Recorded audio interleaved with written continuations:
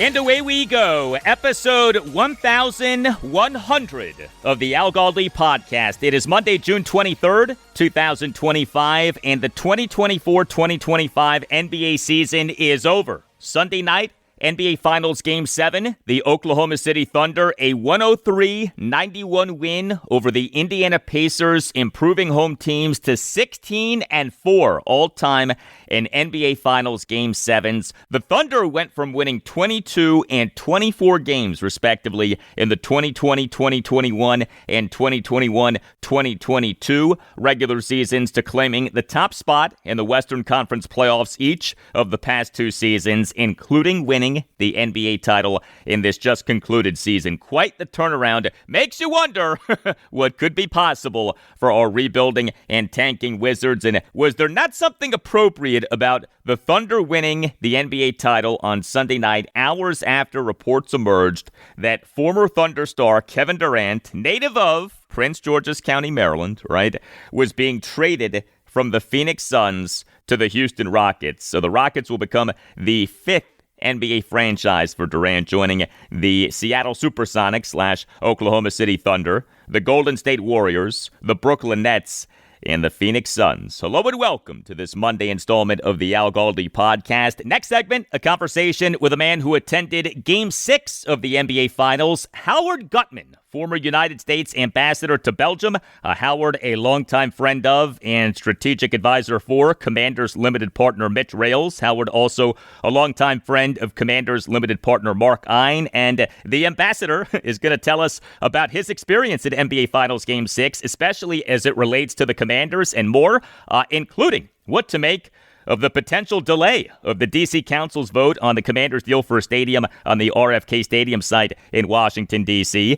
the significance of D.C. hosting the 2027 NFL Draft, Howard's thoughts on why the Commanders' home attendance for the 2024 regular season was stunningly down from the 2023 regular season, whether a uniform change for the Commanders is coming, and more. Howard Gutman, the ambassador, next segment with terrific insight and perspective on the Commanders. By the way, speaking of Commanders ownership, a few things. So we this past Friday through Sunday had Fanatics Fest NYC, a big-time event for sports and collectibles. So the event took place in New York City. Commanders quarterback Jaden Daniels on Saturday participated in an onstage panel with Joe Montana and Dan Marino. So we had Daniels on stage with two of the greatest quarterbacks in NFL history, and Commanders managing partner Josh Harris, he on Saturday at the event purchased a rare Jaden Daniels rookie card for $500,000 with the plan to display the card at Northwest Stadium. How about that? Meantime, we late night on Saturday night had the news that former Redskins limited partner Fred Smith had died. He was 80. The Commanders on Sunday morning put out a statement, quote, "The Washington Commanders mourn the passing of Frederick W. Smith, FedEx founder and executive chairman. Mr. Smith was a highly respected philanthropist and innovative businessman whose investments once included a minority stake in our team. He also proudly served our country in the U.S. Marine Corps. We send our sincere condolences to Mr. Smith's family and loved ones, as well as our friends across the FedEx organization." End quote. Fred Smith was part of the trio of Skins limited partners with whom the team's then lead owner, Dan Snyder, had a massive falling out. Fred Smith, Robert Rothman, and Dwight Scharr.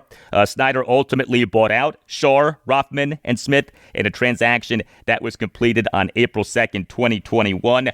But not before Fred Smith pulled the ultimate gangsta move.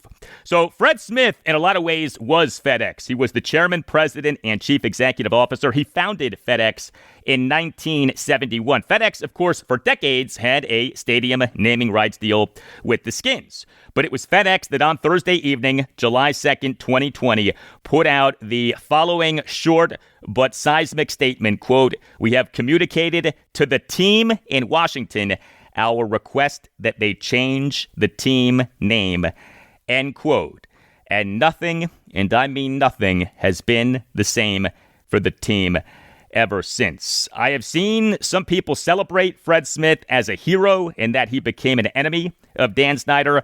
I think that Fred Smith's legacy regarding Washington is complicated, and I suppose that how you feel about his legacy with Washington in a lot of ways is tied to how you feel about the name Redskins. But here's the way I look at it. So, yes, Fred Smith came to be an anti-Dan Snyder force, and for that, Fred Smith deserves credit. But Smith went scorched earth in his company FedEx, humiliating the team and calling for the team to change its name. And look, what Smith did worked. Like I said, this was the ultimate gangster move, but it was a move that caused severe damage to the franchise, and it was a move that pretty clearly was motivated out of spite. I have never thought for 1 second that Fred Smith all of a sudden found religion on the name Redskins off having made millions of dollars off that name, and thus called for the name to be changed. This was a vindictive move meant to wreck Dan Snyder, and look, the move worked, okay? There's no question about that. Fred Smith outmaneuvered Dan Snyder in this regard,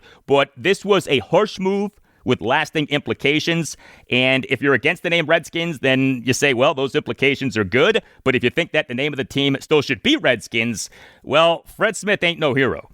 So a complicated legacy for Fred Smith regarding Washington. Also on the show, I'll talk Nationals and Orioles. The Nats, they over the weekend lost 2 out of 3 games at the National League West leading Los Angeles Dodgers, including a 13-7 loss on Sunday in a game in which the Nats blew a 3-0 6-inning lead. The O's, they over the weekend lost 2 out of 3 games at the American League East leading New York Yankees. You can hit me up on X at Al Galdi. You can email me the Al Galdi podcast at yahoo.com. I have received a lot of feedback on what we talked about on this past Thursday's show, episode 1098, theories for why the Commanders' home attendance for the 2024 regular season was stunningly down from the team's home attendance for the 2023 regular season. I put forth 4 theories, but I readily acknowledge that there were flaws with each theory. There are no clear-cut, obvious reasons for why the Commanders' hideous 2023 team outdrew the magical 2024 team.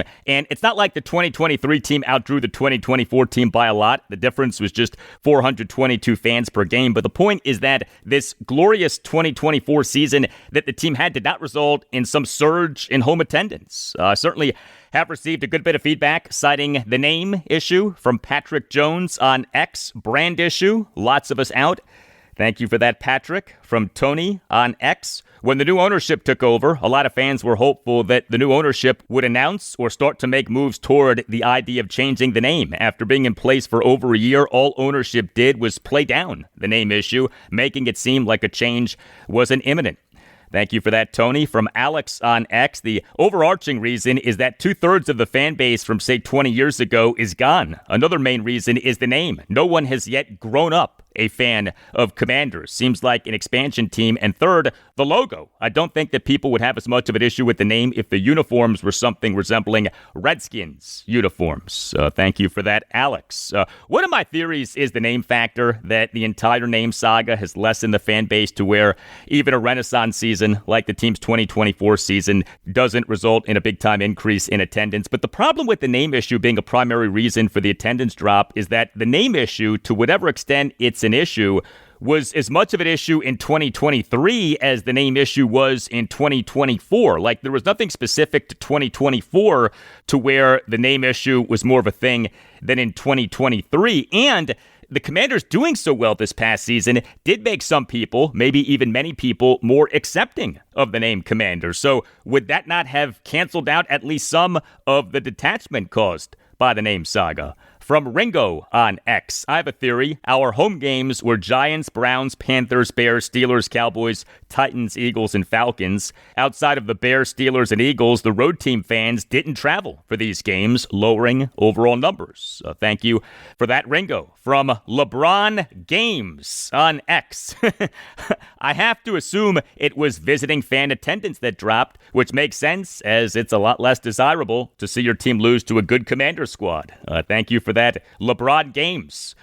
Email from Chris Merle. Writes Chris, "Hi Al. As always, thanks for the daily content that makes the grind more tolerable. In your 4 hypotheses for why the Commanders' attendance was down year over year, I think that you may have missed a big one. I've never worked for a professional sports franchise, but my overall business experience and knowledge of general sports economics suggests to me the following. Number 1, I suspect that NFL attendance is highly driven by season ticket sales, i.e., I doubt that there are almost any teams with low season ticket sales, high single game sales, and thus still good attendance. Number two, I am highly confident that season ticket sales are much more correlated to a team's perception leading into a season combined with a trailing indicator of prior season performance rather than related to the actual results in a season. While fans obviously could be excited about Jaden going into last year, the team was still not expected to be more than average. Combine that with coming off an awful 2023 season, and you get low season ticket sales. I don't have the data available, but if you had it, you could validate this theory by comparing year-over-year single-game ticket sales, though you would have to adjust for any changes in the degree to which you marketed to opposing fans.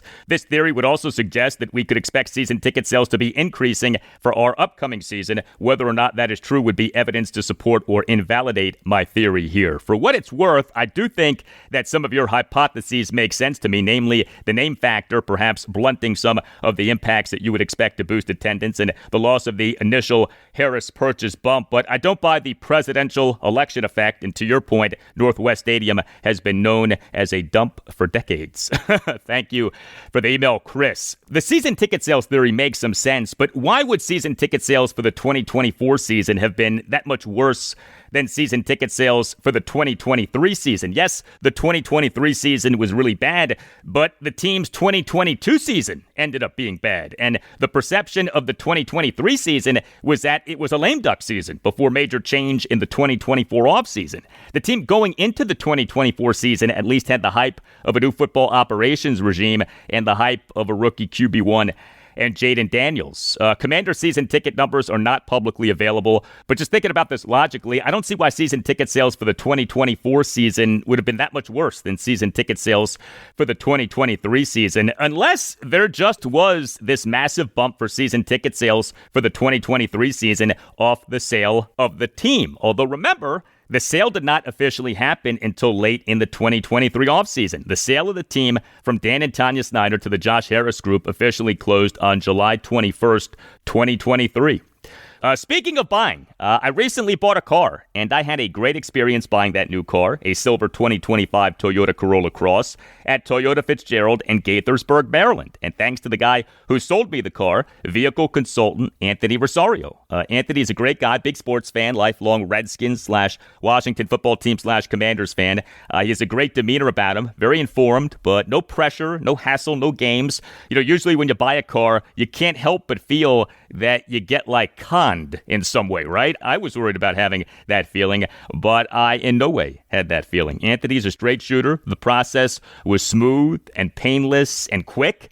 I had my 4-year-old daughter with me. I did not have like 8 hours to spend at the dealership, and I did not have to spend 8 hours at the dealership. We closed the deal in right around 2 hours. And here's something special. Go to Toyota Fitzgerald in Gaithersburg, ask for Anthony Rosario, and immediately mention that Al Galdi sent you. You do that, you get $100 off your car purchase. Just like that, you save $100. If you need a new car, if you're thinking about getting a new car, and you want an honest, no gimmicks, feel-good experience, go to Toyota Fitzgerald in Gaithersburg, ask for Anthony Rosario, and right away mention that Al Galdi sent you. You do that, you get $100 off your car purchase.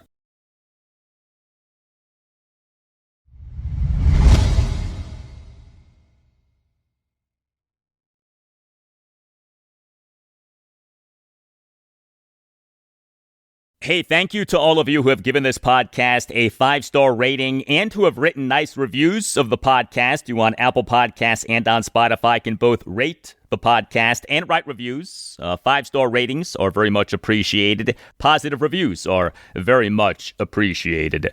When you think about celebrities attending NBA games, you think about, say, Jack Nicholson at Los Angeles Lakers games, especially in the heyday of the Showtime Lakers in the 1980s with current Commanders limited partner Magic Johnson starring for the Lakers, right?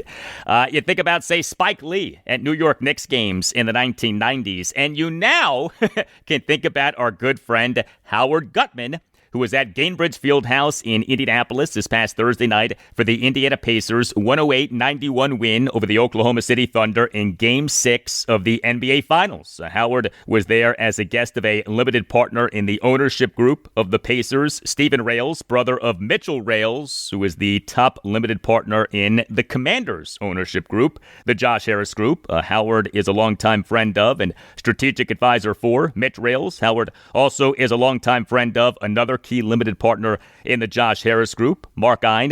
Howard Gutman is a former United States ambassador to Belgium. He was U.S. ambassador to Belgium from August 2009 to July 2013. Howard is a 1977 graduate of Columbia University and a 1980 graduate of Harvard Law School. Howard has appeared in several movies and television shows. Howard is the host of the political commentary radio show As I See It on News Radio WRVA in Richmond, Virginia, and on the Odyssey app. Howard, for the 2024 season, for a second consecutive season, co-hosted a Commanders postgame show. He and his son Colin hosted the postgame gut check on Sports Radio 910 The Fan in Richmond and on the Odyssey app. Howard is a big fan and astute observer of the Commanders. He's a loyal listener of this podcast. You can follow him on X at the Howard Gutman. Ambassador, it is great to talk to you. Were you more Jack Nicholson or Spike Lee on Thursday night? You know, it was such a wild time and so crazy that I was hidden because I was seated. So here's the row. Therese Halliburton's dad, the guy with the pants and the jacket and the like. Then next to him was Therese Halliburton's girlfriend. And let's just say when I'm sitting near her, you don't notice me. And then she had two more players. I don't know. I met Obi Toppin's wife and kids. It wasn't her. But two more players' girlfriends, and the three of them did this cheer. And then next to me was Lance Stevenson, the former Pacers great. He had more bling.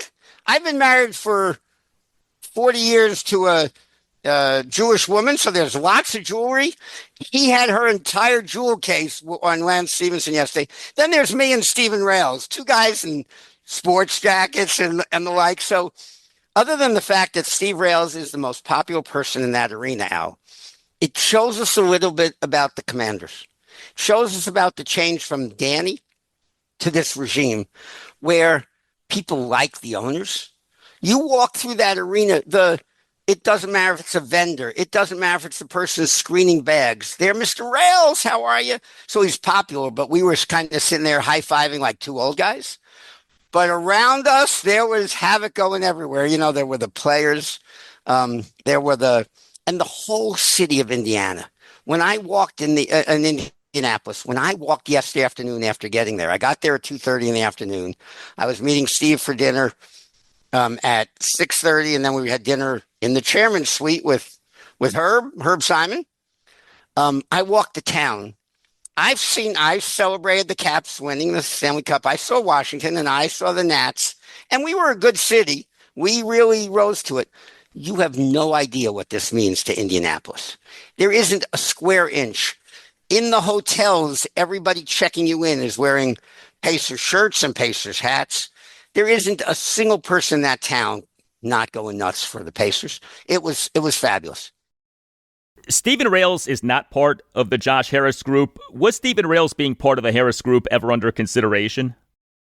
Well, it was under consideration by me because when we're trying to, like, as a city, gently get the Danny to leave, and I happen to be friends since 1977, first day of law school, with Jeff Pash, the general counsel of the NFL.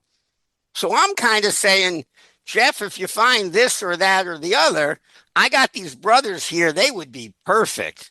So I was always pushing them. But I think they're both limited partners. The number two partner in the organization they are part of. And I don't know that they wanted to be in that hot seat front position. It wasn't a question of money between the brothers and the people they know. But someone has to be day to day worrying about it and taking the heat.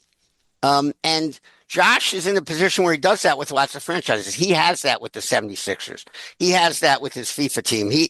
But I don't think they were prepared yet. Now, would it be different now, having been and Josh had been a limited partner in another NFL organization.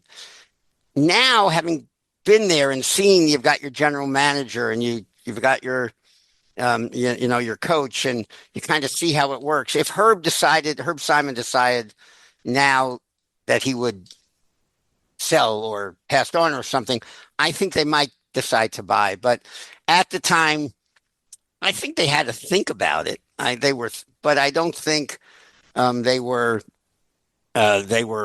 ever kind of, we're going to be there together in it. Now, you should understand, as brothers, they are as close as any two people I've ever known. So they talk all day long, and we text a lot, and they love working together. They've worked together their entire career. It's just I don't think they wanted to be in charge of turning around the Commanders. The stadium situation, it was on April 29th that we had that press conference at the National Press Club in Washington, D.C., announcing the deal between the Commanders and D.C. for the Commanders' next stadium to be on the RFK Stadium land in D.C. The deal does need to be approved by the Council of the District of Columbia, a.k.a. the D.C. Council. Both the Commanders and D.C. Mayor Muriel Bowser have wanted a July 15th deadline for the D.C. Council to vote on the deal. But the latest in the stadium saga is that the D.C. Council may not / likely will not vote on the deal by July 15th. What do you make of what's going on here? So this is one person's view, has nothing to do with the team, but my view. I knew we were here the day after listening to the Al Galdi show when you heard Mendelson.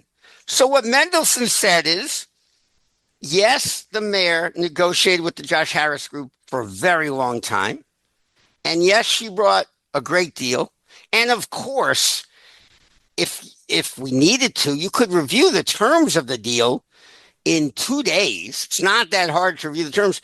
And if you found things that you said, the problem is we have a 15-year right here, it ought to be a 50-year right, you could have that done. If this was Latham and Watkins and Cravathwaite and Moore negotiating this deal, it doesn't take long. But what Mendelson said played on your show and played on everyone's show is, wait a minute, the mayor doesn't tell us where we go and when we go. We tell the mayor when we're ready to be there. And we don't think we're going to be ready then. It's not about terms. They will eventually get a concession, not big enough to make the team leave, but enough to say we did something. But the key is on my terms, on my schedule. And if you ask me as a voter, I'd throw them out in a minute, because enough of the politics. This city is the sickest city of politics, and I know more than anyone. I do a political show on Saturday, and this city's sick of it. Don't play Bowser, Mendelson, who controls with the Commanders and RFK. The city's too tired. We deserve better. Stop acting like children. If there's terms that are fair, that need to be fixed a little bit, that's not hard to know. Let's get it done. Let's get the stadium being built.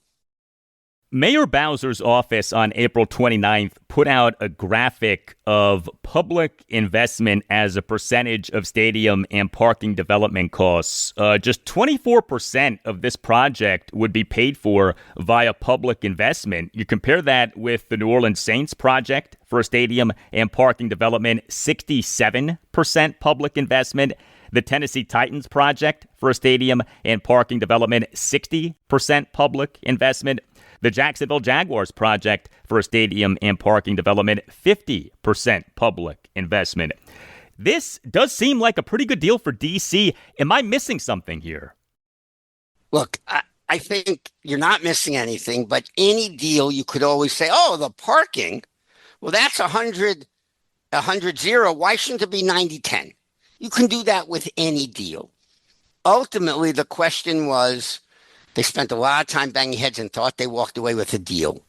And Mendelson says, well, if I don't do anything, then I'm a potted plant, to quote my former partner, Brendan Sullivan. And so I'm not here a potted plant, so I have to show I'm doing something. Here's what you can show. You can show you believe in the city's not getting ripped off, and you can show that, it's a little bit like you talk about like signing a player. By the time you sign them, it's a deal already because it goes, by the time they do this, the stadium will have returned X and Y. What a great time to get the city back. We're finally beginning to get government workers back downtown. We're finally beginning to build back from how hard we got hit as a DMV and COVID. And it's right in Mendelson's hands to keep this momentum. We should get it done. So Monday, April 29th was the day on which we had the announcement of the stadium deal between the Commanders and D.C. The following Monday, May 5th, we had the NFL announcing that the 2027 NFL Draft will take place in D.C. A press release from the NFL, the, quote, draft will take place across the district's most iconic landmarks, including the National Mall and Pennsylvania Avenue, placing the capital at the center of America's most celebrated sport, end quote. You attended the 2024 NFL Draft in Detroit. What are your thoughts on and expectations for D.C. hosting the 2027 NFL Draft? So you should know, I went to Jeff Pash the day that the Josh Harris group was now and said, give us the draft because it will sit there and look, it went to Green Bay. I'm like, if it had to be in LA, even I didn't go to. I'm sure the people in Milwaukee and Green Bay are wonderful and great people and the like. But even Colin and I said, how are we going to leave Miami to go to Green Bay, Wisconsin? You got to be nuts. So I said, look, I attended the Obama Friday night before the inauguration. It was on the Lincoln Monument. And it went down the mall, and the singers were all there, Josh Groban and all the entertainment. This could be unbelievable on the mall. And they agreed, but it's politics at the NFL. So they owed it to other cities. But it is game-changing. To have it as a city, it is game-changing. Detroit was wild. It was, we spent 3 days there, and, we visited the museums, and I ate at the, whatever it was by the, whoever sings the Slim Shady. Eminem? Eminem has a famous restaurant there. I waited 35 minutes to get a burger because it's Eminem's place. But, Ben's Chili Bowl will sell more chili than you've ever seen. This will give D.C. a face for something more than being, are we taking down Black Lives Matter or we're not taking down Black Lives Matter? This makes us back to being about something other than fighting in politics. And it would seem that D.C. hosting the 2027 NFL Draft might be a tryout or an appetizer for D.C. hosting a Super Bowl in a Commander Stadium on the RFK Stadium site. I think they had to put a dome on. They had to meet certain requirements because we're entitled to the Super Bowl. There's not a question. What I want to know is I want to guarantee that when we get that Super Bowl, we'll be going back to the Super Bowl for the third year in a row to play in our Super Bowl. That would be outstanding. The Commanders playing in a Super Bowl that takes place in their stadium. How great would that be?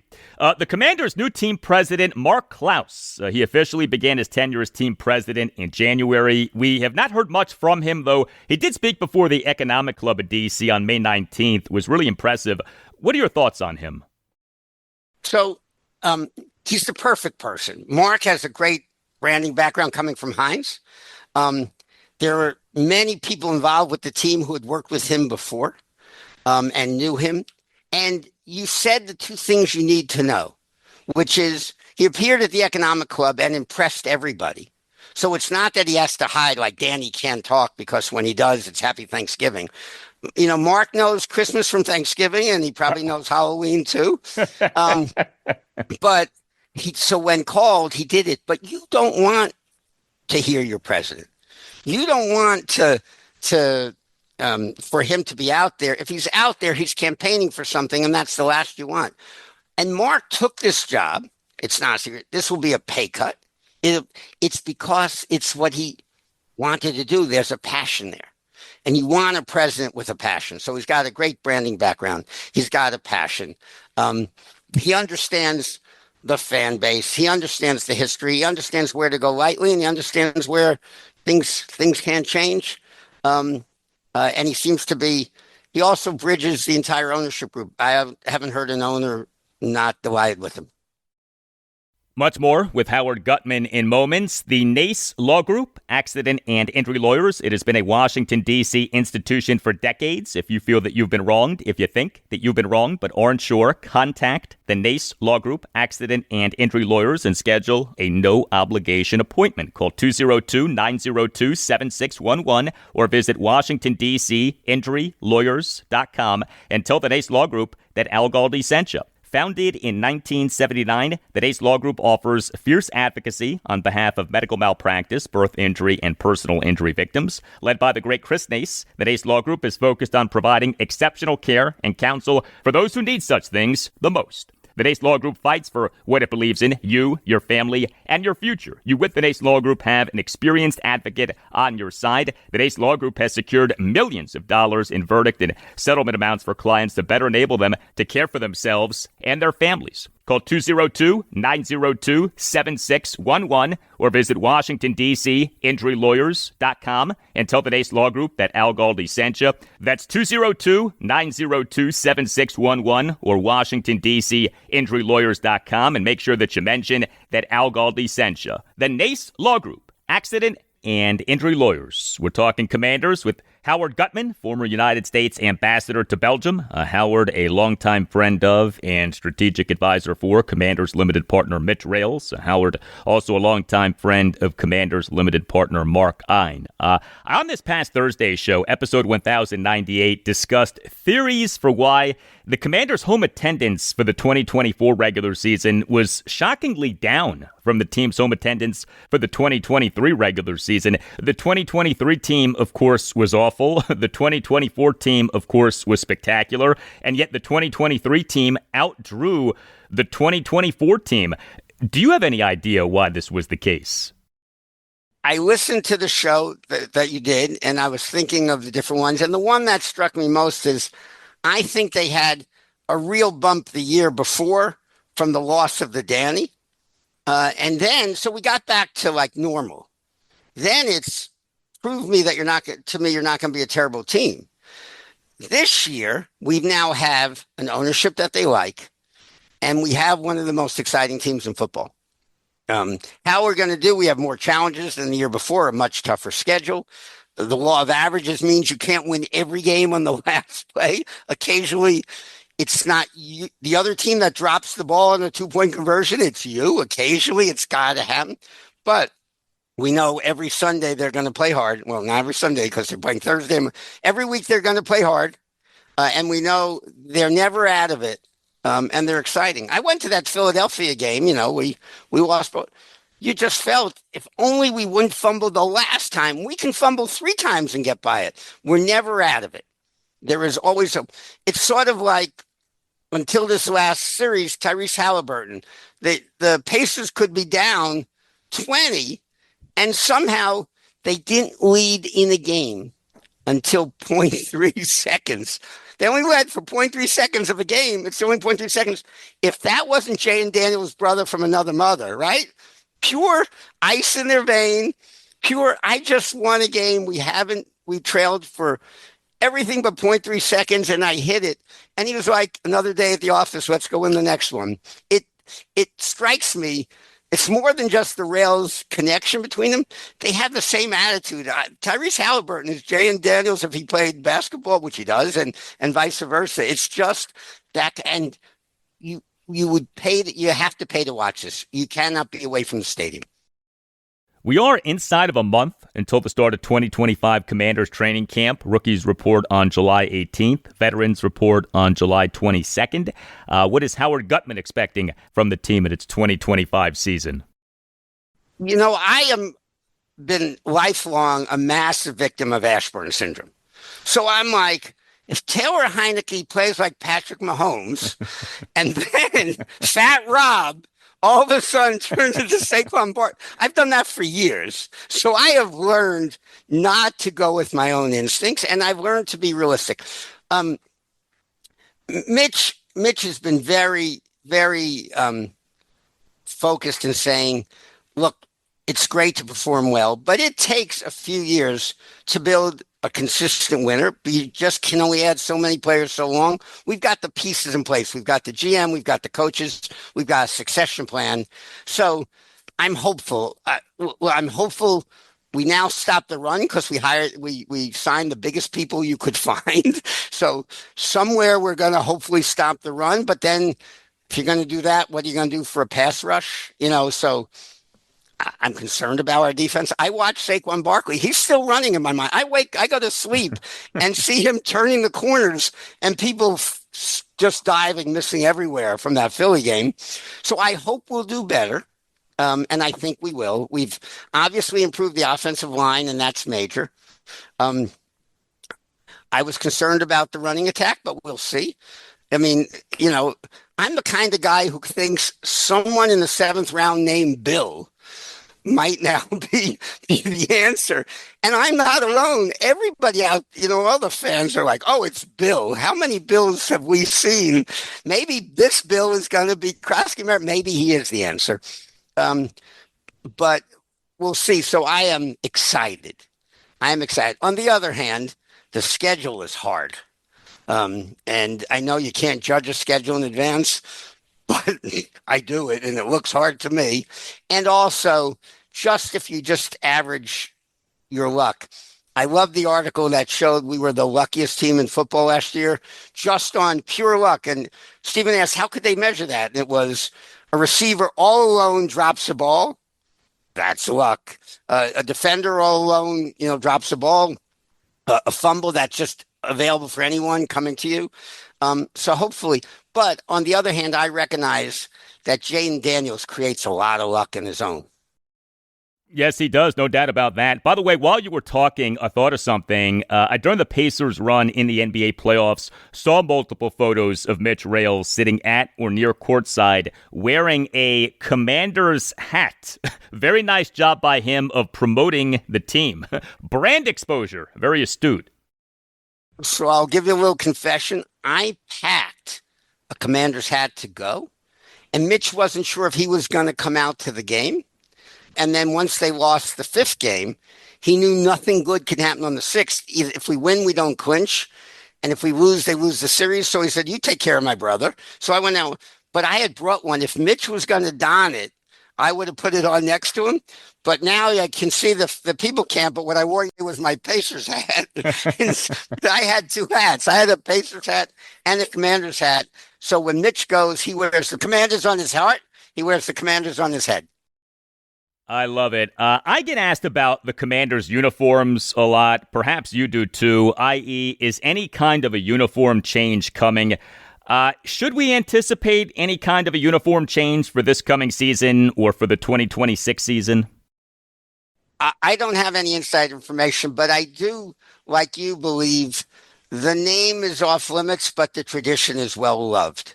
And so I can't tell you whether it's going to be a spear or this or what colors or I do know they will at least have coaches who know the actual colors. It's not, poor Jim Zorn. But anyway, I think there will be throughout this administration, throughout this ownership, a real love of our tradition because it's a proud thing brought to the 2025 and 2026 and the like. But as to the rules, how often you can change what and the league approving what, there's a lot of bureaucracy at work. I hear you on that. Interesting what you said about the spear. That obviously is Native American imagery, but that coming back isn't necessarily off the table. I can't tell you I've discussed the spear and I haven't, but I do know we can't go back to the Redskins. That's bridges crossed, but we can have our proud history in it, not about sneaking that debate under it, but about not forgetting Art Monk and not forgetting John Riggins and Riggo and for that and for Darryl Green, uniforms are a big part of that. I gotcha. Final question. Off your experience at NBA Finals Game 6, the atmosphere at Gainbridge Fieldhouse in Indianapolis. Is there anything from that game day experience that the Commanders can learn from, especially regarding their next stadium? Or are we talking apples and oranges and trying to take from a game day experience at an NBA arena for a game day experience at an NFL stadium? Well, I think we're talking apples and oranges, but sometimes apples can learn from oranges. So I got there yesterday, and I've been to um, the Cap Center, whatever, Verizon Center. I've been through every iteration, and except, we'll see the new one. And when I was sitting there on the floor with Steven, it is gorgeous, and there's not a bad seat in the house. And the scoreboard system in the middle gave you more advanced analytics than anywhere there was, and the cannons and the like. It is a festive atmosphere. I think they get that. I think Mitch and Josh and Mark Ein, again, Mark Ein, even in tennis, these people have experience here. They weren't just people who put cork boards in medical offices to advertise, pharmacies. And then they bought Johnny Rockets and took it in the ground. And then they bought King's Dominion, whatever, and took it in the ground. These people kind of know what they don't know and hire the right people. So I think Seaman and I were talking about yesterday. It's one of the top rated. The Paces Arena is one of the Gainbridge Fieldhouse is one of the top arenas, and you can feel it. What a place to watch a game. And then everybody had different color, the same colored lights that went off. And everybody had their shirt and their, it was electric. It was electric. And they mentioned, even if you watched Sports Center last night, I saw Legler and I saw Van Pelt. But even on Sports Center afterwards, they talked about the sixth man, in essence, about that crowd. It was just wild. And I think I remember the same when you used to feel RFK bouncing as people were stomping. The whole place was shaking. We knew it once, we'll know it again. The great Howard Gutman, former United States ambassador to Belgium. Ambassador, thank you. All the best to you. Al, thanks so much, and let's have a great season. All right. The ambassador has spoken. I think my favorite part of that conversation was the ambassador referencing Eminem. I love that part. Whoever sings the Slim Shady. Yeah, the ambassador, quote, whoever sings Slim Shady, end quote. That cracks me up. I don't know why. Hey, summer officially started this past Friday.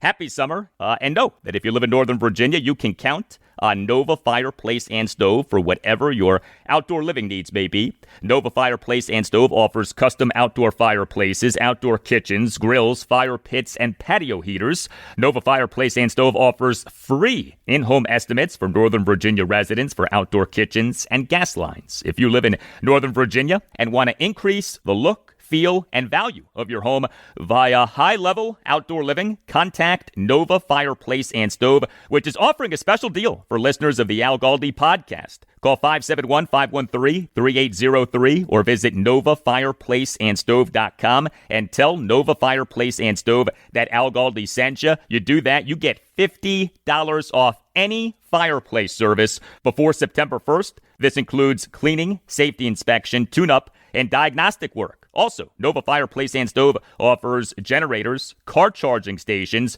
patio pavers, and water heater replacement/repair. Nova Fireplace and Stove has been around for 2+ decades and is outstanding. It is family owned. It is a 5-star dealer. It is expanding its showroom in Woodbridge, Virginia to include a new outdoor showroom section. Call 571-513-3803. Asked to speak to Stuart Moore. He's the general manager. He's a big Commanders fan. He's a loyal listener of this podcast. And make sure that you mention that Al Galdi sent you. Also visit NovaFireplaceandStove.com to check out customer reviews. 571-513-3803 or NovaFireplaceandStove.com and tell Nova Fireplace and Stove that Al Galdi sent you. You do that, you get $50 off any fireplace service before September 1st.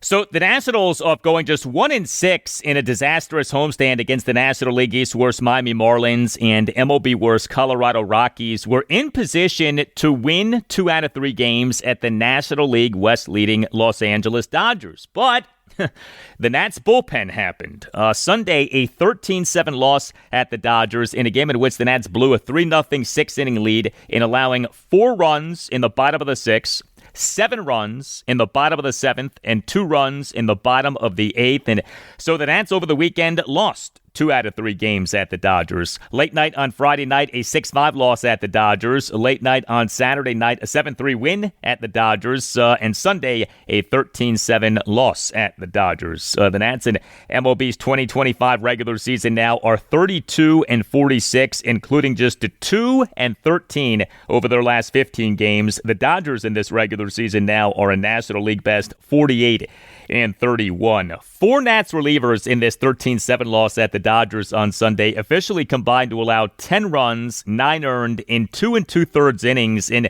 yet another instance of the Nats bullpen getting wrecked in a game this season. Jose A. Ferrer, he officially allowed 1 run in 2/3 of an inning, but he, to the first batter he faced, gave up a 1-out grand slam by Max Muncy to left center field in the bottom of the 6th for a 4-3 Dodgers lead. Ryan Ludis officially allowed 6 runs, 5 earned, without recording an out.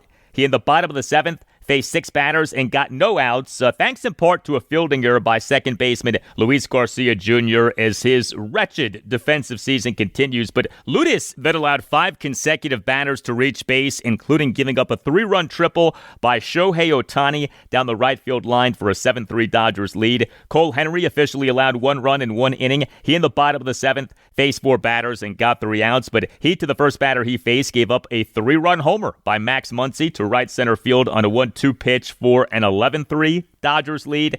And Jackson Rutledge, in the bottom of the 8th, gave up a 1-out 2-run homer by Shohei Ohtani to left center field for a 13-3 Dodgers lead. Ohtani, incidentally, was the Dodgers' starting pitcher in this game, although he only ended up working 1 inning. Ohtani tossed a scoreless top of the 1st that included a fielding error by shortstop Mookie Betts, a wild pitch, and 2 swinging strikeouts. This was just Ohtani's 2nd start as a pitcher in this regular season.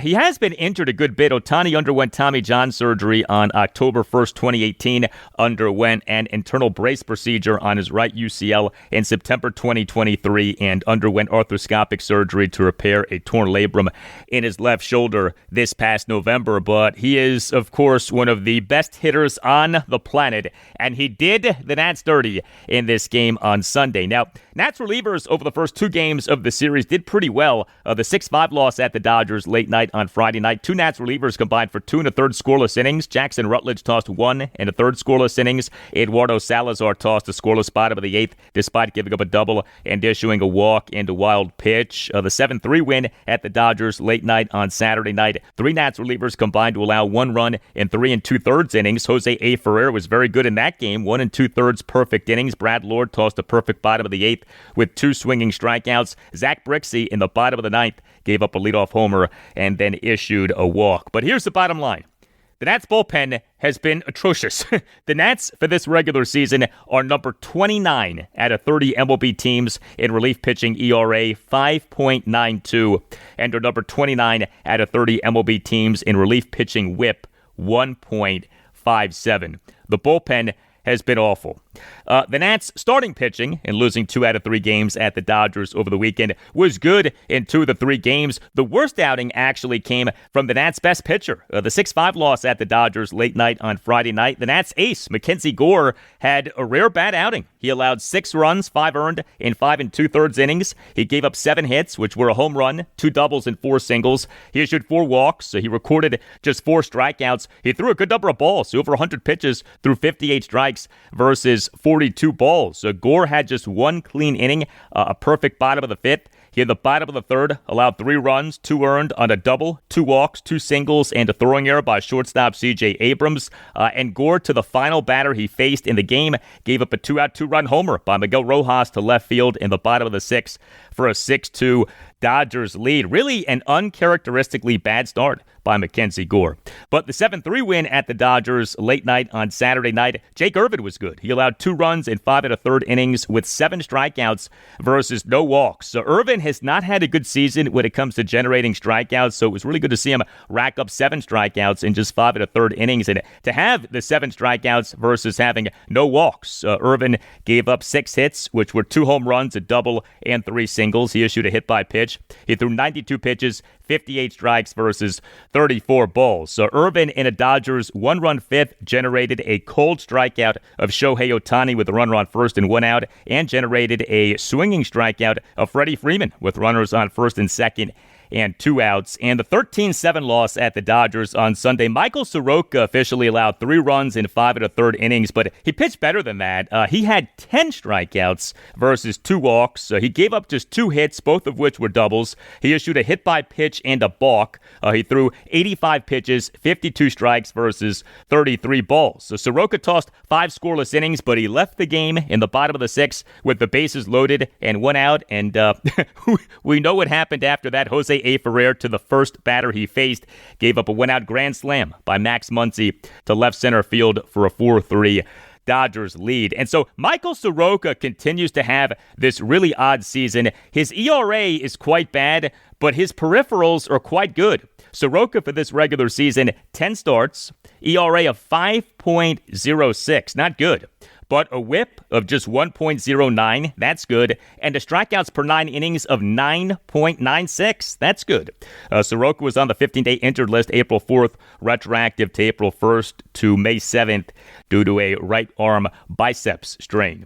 A positive for the Nats in losing 2 out of 3 games at the Dodgers over the weekend was the offense, which has not been good in this month of June. But the Nats, over the 3 games at the Dodgers over the weekend, smashed 9 home runs. So the 6-5 loss at the Dodgers late night on Friday night, the Nats totaled 5 runs, 9 hits, and 3 walks. So went just 1 for 8 with runners in scoring position. But the 9 hits were 3 home runs, a double, and 5 singles. The Dodgers starting pitcher Clayton Kershaw allowed 2 runs in 5 innings. The 7-3 win at the Dodgers late night on Saturday night, the Nats totaled 7 runs, 10 hits, and 3 walks, and went 2 for 7 with runners in scoring position. The 10 hits were 5 home runs, 3 doubles, and 2 singles. And the 13-7 loss at the Dodgers on Sunday, the Nats totaled 7 runs, 11 hits, and 6 walks, went 4 for 8 with runners in scoring position. The 11 hits were a home run, a double, and 9 singles. Although the Nats in the top of the 9th scored 4 runs, thanks in large part to the Dodgers using a position player, infielder/outfielder Kike Hernandez, as a pitcher. And old Kike was an absolute joke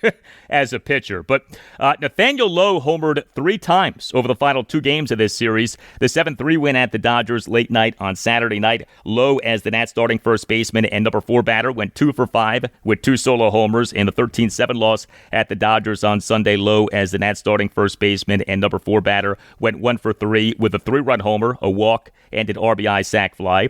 James Wood, he in the 7-3 win at the Dodgers late night on Saturday night, hit a moonshot. He is the Nats starting left fielder and number 2 batter, went 1 for 4 with a solo homer and an intentional walk. Wood, in a Nats 2-run fourth, had a leadoff homer on a bomb to center field for a 1-0 Nats lead. The homer went a projected 451 feet per StatCast. James Wood for this regular season is number 1 among all qualified Nats players in OPS 934 and is number 1 among all Nats players in homers with 21. One more homer than the team's home run leader for all of last regular season had.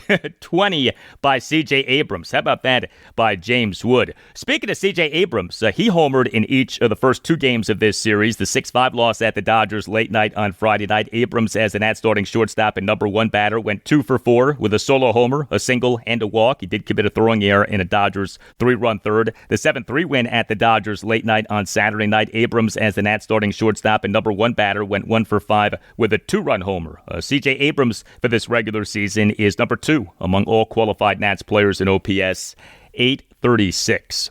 Next up for the Nats is a 3-game series at the San Diego Padres. Game 1 Monday night at 9:40, Mitchell Parker will be the Nats starting pitcher.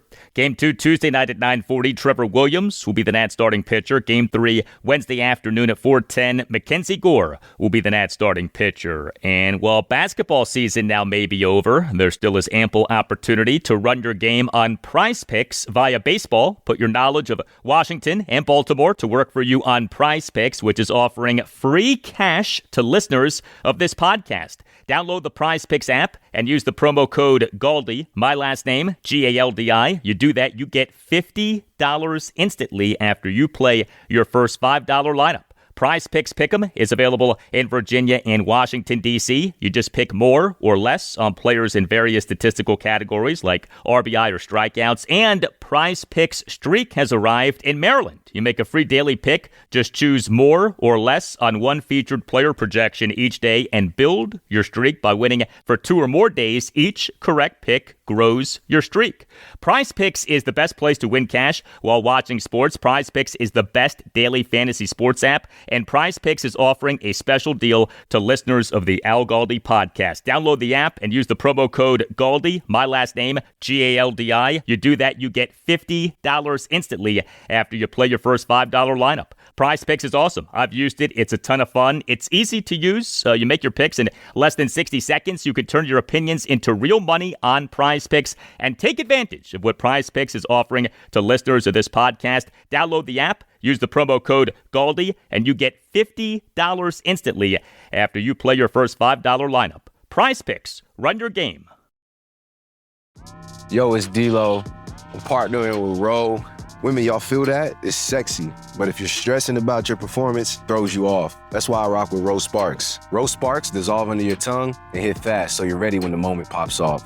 You feel like a superhero and satisfying your partner. That's key. Rose Sparks help you last longer, stay fuller, and keep the whole vibe right. When prescribed, new patients get $15 off their first order. Hit up ro.co/backyard and to see if Rose Sparks are right for you. That's ro.co/backyard and see if Rose Sparks are right for you. Compounded drugs are permitted to be prescribed under federal law, but are not FDA approved. Do not undergo FDA safety effectiveness or manufacturing review. For full safety information, go to ro.co/safety-info. Learning a new language opens the door to new friends, new cultures, and maybe even a whole new life. So why not start the journey today?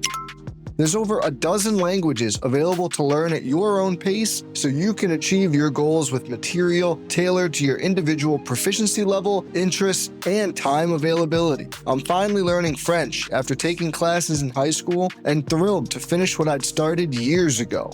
And my favorite part about Babbel is that it's dialogue-based. It helps me to actually practice conversations, and the speech recognition ensures I'm saying words correct them all. So get talking with Babbel. I want you to learn another language, so I'm teaming up with Babbel to gift you 55% off subscriptions, but only for our listeners at babbel.com/bluewire. Get up to 55% off at babbel.com/bluewire, spelled BABBEL.com/bluewire. Babbel.com/bluewire. Rules and restrictions may apply.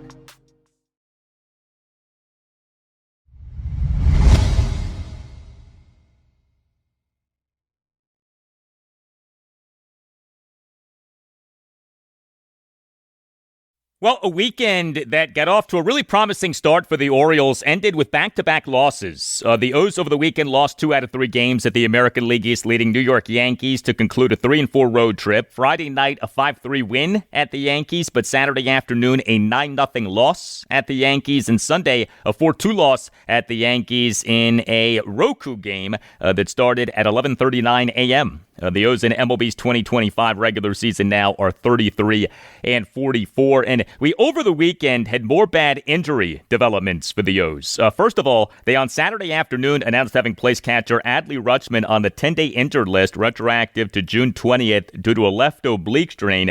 Oblique strains are notoriously stubborn injuries, and sure enough, Orioles interim manager Tony Mansolino, in a pregame session with reporters on Sunday morning, said that Rutschman is not expected back until after after the All-Star break. Very bad news there. Rutschman had been doing well lately. He, for the month of June, has an OPS of 890. Now, the corresponding roster move to the O's putting Rutschman on the 10-day IL on Saturday afternoon was the O's recalling catcher Maverick Handley from AAA Norfolk. But Handley in the 4-2 loss at the Yankees on Sunday as the Orioles starting catcher and number 9 batter went 0 for 1 and left the game in the bottom of the second. This off a nasty up-the-line collision with Jazz Chisholm Jr. and him scoring from second base on a 2-out RBI single by DJ LeMahieu to left field. And Jordan Westburg, he in the 9-0 loss at the Yankees on Saturday afternoon as the Orioles starting DH and number 2 batter left the game due to jamming his left index finger on a stolen base. He in the top of the first drew a 1-out walk and stole second base, but he was pinch hit for in the top of the third, and Westburg did not play on Sunday. The O's this season just cannot escape injury. This was not a good series for the O's offensively. They, over the 3 games, totaled just 7 runs. The 5-3 win at the Yankees on Friday night, the O's did total 5 runs, 11 hits, and a walk, went 4 for 11 with runners in scoring position. The 11 hits were a home run, a double, and 9 singles. The O's faced one of the best starting pitchers in the majors, Yankees lefty Max Fried. The results were mixed. Fried allowed 3 runs in 6 innings, had 7 strikeouts versus no walks, but he gave up 7 hits and issued 2 hit-by pitches. The O's, with this win, improved to just 7-15 against left-handed starters in this regular season. The 9-0 loss at the Yankees on Saturday afternoon, the O's scored no runs, totaled just 1 hit, which was a single, worked 3 walks, went 0 for 3 with runners in scoring position. Yankee starting pitcher Clark Schmidt, he tossed 7 no-hit and scoreless innings, was pulled from the game by Yankees manager Aaron Boone as Schmidt was at 103 pitches, 70 of which were strikes. 70 strikes versus just 33 balls. He had his way with the O's. And the 4-2 loss at the Yankees on Sunday, the O's totaled just 2 runs and just 7 hits, which were 2 doubles and 5 singles. The O's did draw 4 walks, but the O's went just 2 for 11 with runners in scoring position. The O's, in losing 2 out of 3 games at the Yankees over the weekend, got just 1 good outing from a starting pitcher. The 5-3 win at the Yankees on Friday night, Tomoyuki Sagano allowed 3 runs in 3 2/3 innings. He gave up 7 hits, which were a home run, a double, and 5 singles. He issued 3 walks, one of which was intentional. He recorded 4 strikeouts. He did throw a good number of strikes, 89 pitches, 56 strikes, 33 balls. Sagano now for this regular season, 15 starts, ERA of 3.55, whip of 1.21. The 9-0 loss at the Yankees on Saturday afternoon, Zach Eflin was really bad. For a second consecutive start, he allowed 6 runs in 3 innings. He gave up 10 hits, which were 3 home runs and 7 singles. He issued 2 walks and a wild pitch. He recorded 4 strikeouts. He threw 90 pitches, 52 strikes versus 38 balls. Zach Eflin now for this regular season, 11 starts, ERA of 5.46, whip of 1.38. He was on the 15-day injured list April 9th, retroactive to April 8th to May 11th due to a right lat strain.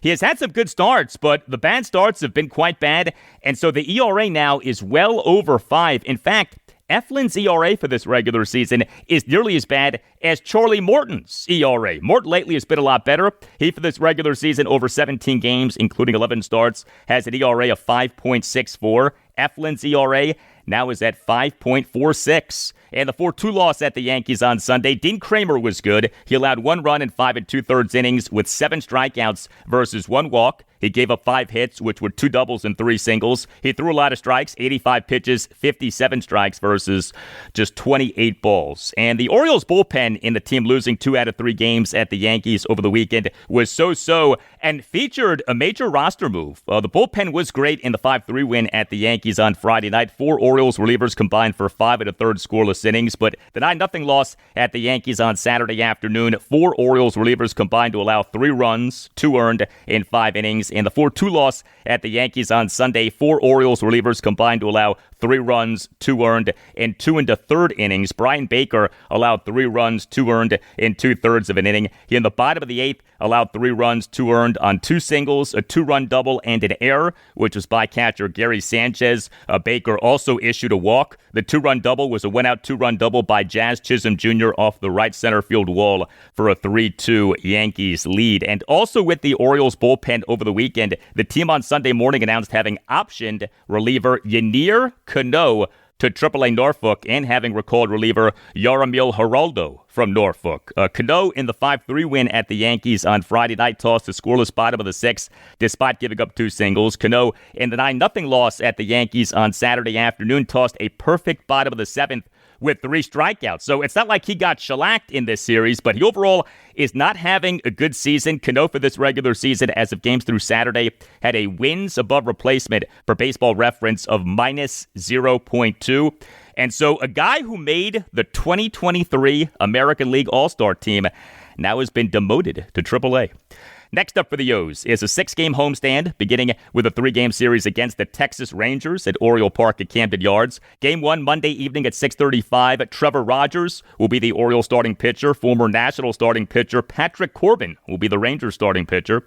Game 2, Tuesday evening at 6:35. Charlie Morton will be the Orioles starting pitcher. Game 3, Wednesday evening at 6:35. The Orioles starting pitcher is to be announced.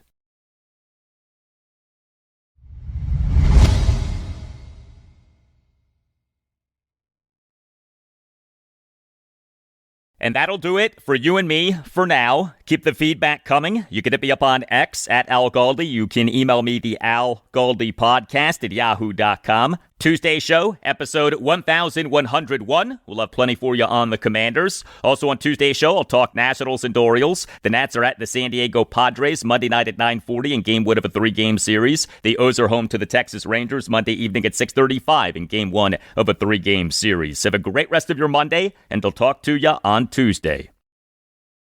Whoever sings the Slim Shady.